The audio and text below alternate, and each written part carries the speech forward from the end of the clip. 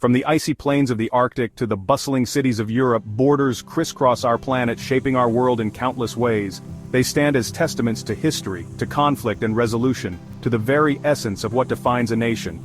But not all borders are created equal.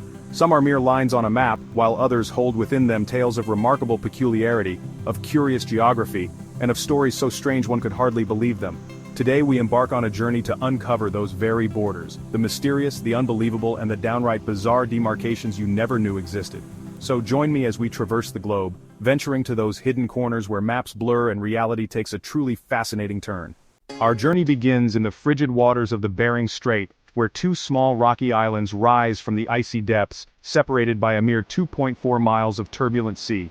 These are the Diomede Islands, seemingly insignificant specks on the vast canvas of the earth, yet harboring a secret so extraordinary it bends the very fabric of time. For you see, the Diomedes straddle not only an international border between the United States and Russia, but also the international date line itself.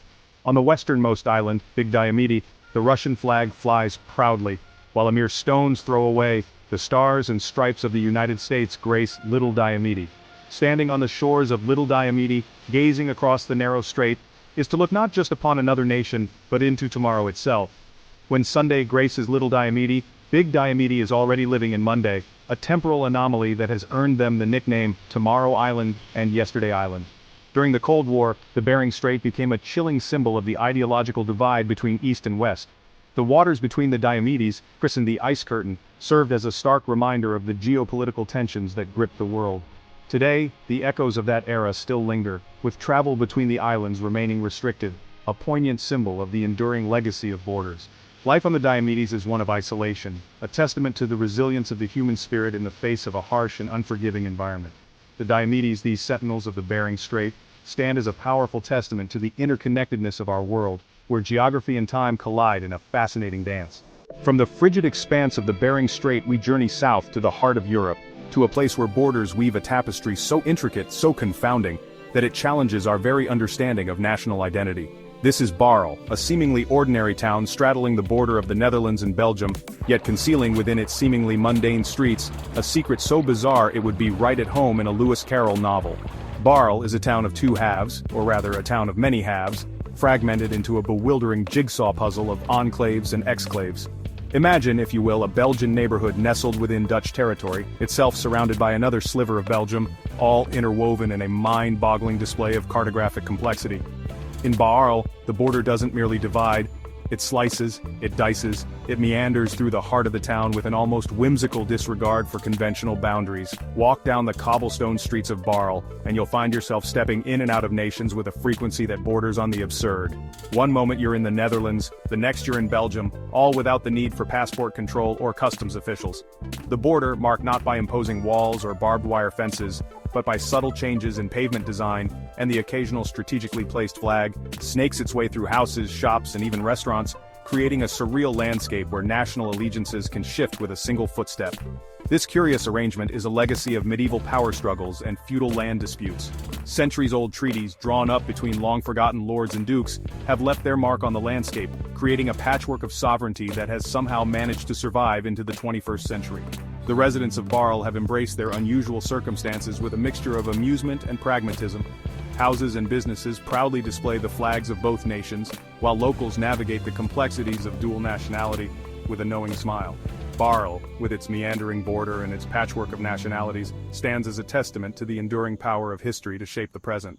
From the intricate borders of Barl, we venture south once more, this time to the desolate heart of the Sahara Desert, a place where the very notion of borders seems to dissolve under the scorching sun.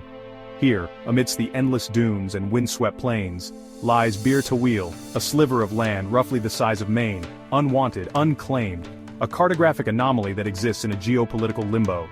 Bir Tawil is a landlocked territory wedged between Egypt and Sudan, a casualty of a long-standing border dispute that has left it stranded in a diplomatic no-man's land. Neither nation lays official claim to this barren expanse, deeming it of little strategic or economic value, content to let it languish in obscurity. And so, Bir Tawil exists as a rare example of terra nullius, a land without a master, a blank spot on the map that has captured the imaginations of adventurers, dreamers, and those seeking to carve their own mark on the world. Over the years, Bir Tawil has witnessed a steady stream of eccentric individuals attempting to claim this forgotten corner of the world as their own. Would-be kings and emperors have declared themselves rulers of this desolate domain, planting flags, drafting constitutions, and issuing pronouncements that vanish as quickly as the desert mirages. But Bir Tawil, unforgiving and indifferent to human ambition, remains unconquered, its harsh realities a stark reminder that nature, in the end, holds the upper hand. Despite its inhospitable nature, Bir Tawil holds a strange allure, a siren song for those seeking to escape the confines of civilization, to test their mettle against the elements, or simply to make their mark on a world increasingly defined by boundaries. Bir Tawil, this forgotten child of a border dispute, stands as a stark reminder that not all land is created equal, that some places are simply too remote, too unforgiving, to be claimed by nations more concerned with strategic interests and economic gain. Leaving the stark beauty of the Sahara, we journey eastward to the Indian subcontinent, a land of vibrant cultures, ancient tradition, and ultimately, erasure.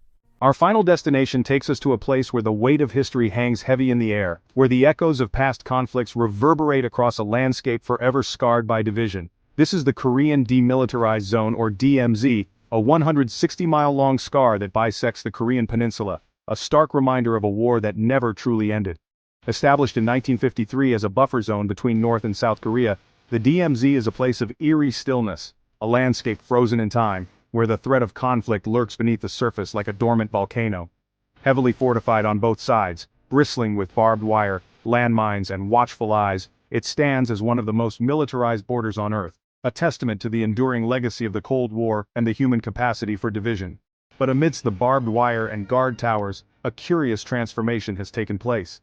In the absence of human activity in this no-man's land where even the birds seem to tread carefully, nature has flourished. The DMZ, once a symbol of war and division, has become an accidental sanctuary for wildlife, a haven for endangered species seeking refuge from the encroachment of human development.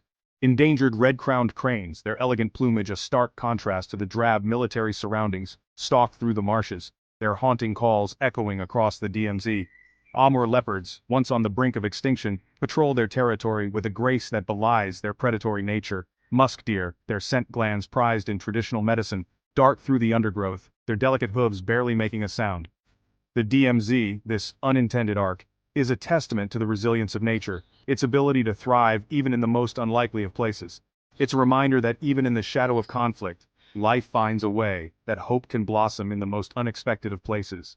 The DMZ is more than just a haven for wildlife, it's a microcosm of the human condition, a place where the complexities of war and peace, division and reunification play out on a daily basis. As we stand on the precipice of a new era, the DMZ serves as both a warning and a source of hope. Our journey across the globe, exploring the world's most mysterious borders, comes to an end, but the stories they tell linger in our minds. From the time-bending Diomede Islands to the patchwork town of Barl, from the unclaimed expanse of Bir Tawil to the tangled enclaves of India and Bangladesh, and finally to the accidental wildlife haven of the Korean DMZ, we've witnessed the extraordinary ways in which borders shape our world. These borders, often seen as lines of division, have revealed themselves to be much more. They are testaments to history, to culture, to human ingenuity, and sometimes to sheer absurdity. They remind us that the world is a complex and fascinating place, full of surprises and contradictions.